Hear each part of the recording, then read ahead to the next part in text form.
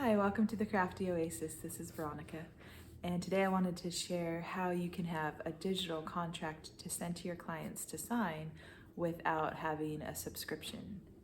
When you're first starting out your business, a lot of times you have a shoestring budget. So this is a solution that I found for that and that I plan to implement myself with my virtual assistant business. So this is how you go from a paper contract, mine is 6 pages, to the digital contract. So they can sign. For each page of mine, I have a box that says, I acknowledge basically that they read the above section. And then at the bottom, I have a blurb about basically adopting their electronic signature and their consent for that contract. So go ahead and watch the rest of the video and I show you step by step how I created this in Google Forms. Thank you. Okay, so once we are in Google Drive, we will go to New and select Google Forms and blank form. I always start with a blank form. And so we're going to change the title on this form. The reason we do that first is because it pulls the title from this line to the actual title of the form in Google Drive, so it renames it. So I'm calling this company/client contract form, and I'll put in a little description. So read and sign the contract below to move forward with my remote liaison, which is my virtual assisting company. Okay, next we will add the first page of the contract. So we're going to upload an image. So select that image, and then we're going to title this page 1, and then we're going to put a little box, a checkbox that says something to the effect of I acknowledge what I've read above. And so you just want to repeat that process for however many pages are in your contract. My contract is 6 pages, so for each page we do the same thing, and they have to check that box. You want to make that required for them to move forward with the contract signing. And I just changed the centering. You can align it however you'd like.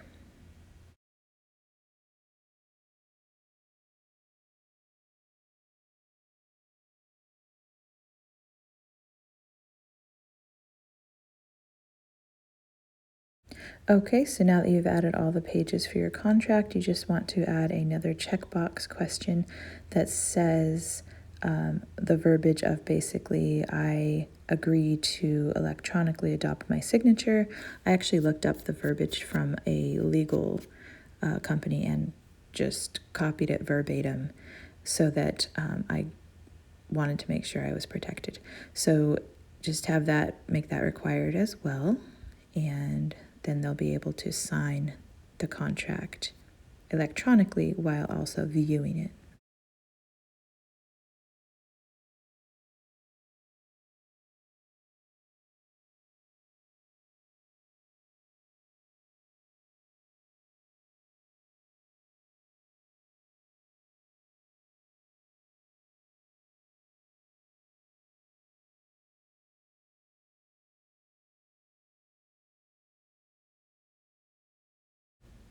Okay, now we're going to customize the theme by clicking on the palette on the center left, and this will allow us to change the fonts. You can change the fonts for each, like the title section.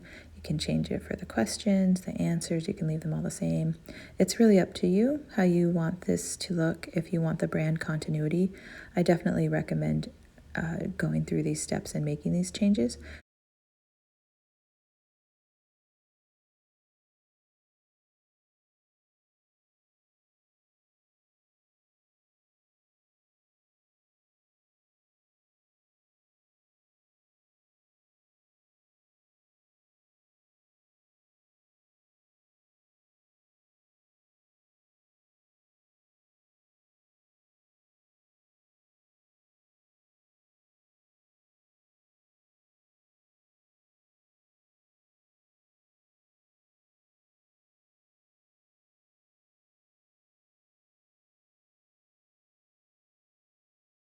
Okay, now that you've customized the theme of your form, go ahead and click on the upper left. It'll change it from untitled to the title that you have on the first line.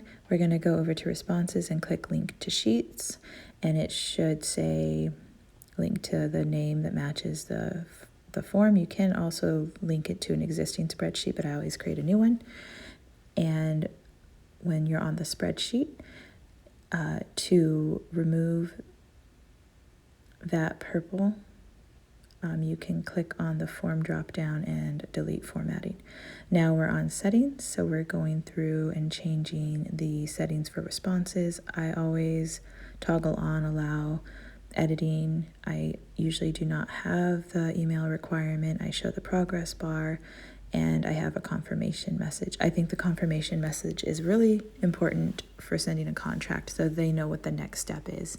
So it'll say something to the effect of, yay, we're that much closer to working together. Please allow 2 business days for us to review your contract, or whatever the case may be. So you can set expectations for deadlines. You can send payment links here in addition to thanking them for their business. And once everything is set up how you'd like, you can go ahead and close out of the settings portion.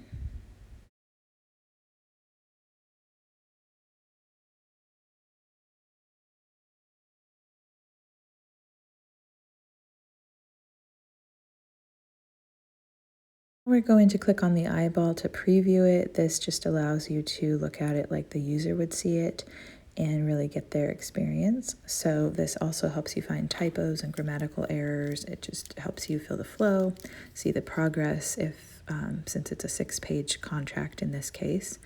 And then once you're satisfied with that, you can close out of the preview.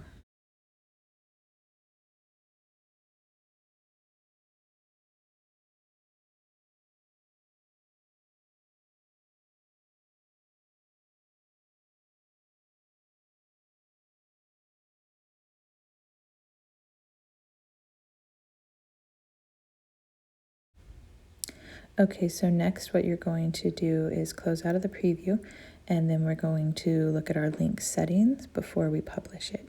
So we'll make sure that the link is set up so that anyone who has the link can open it. And once that is done, we'll go ahead and publish.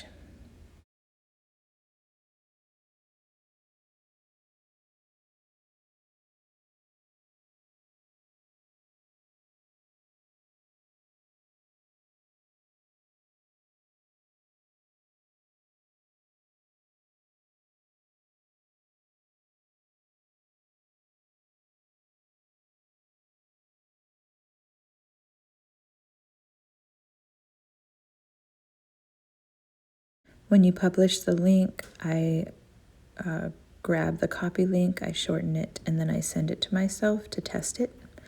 Because as I mentioned, just like in the preview, when I'm testing it out and going through the actual user experience, that also helps me find errors. It helps me see how the flow is, and it's just a really important step to make sure everything's connected. So once I copy that, I email that to myself, and then I open it and test it.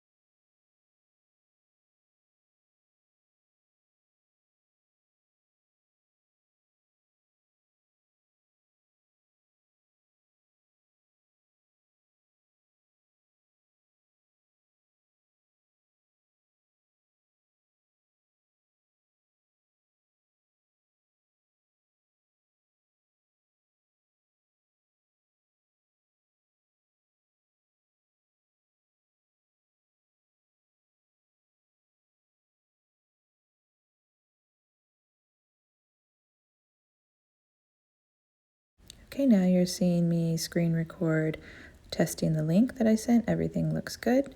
And if you found this valuable, share, and thank you so much.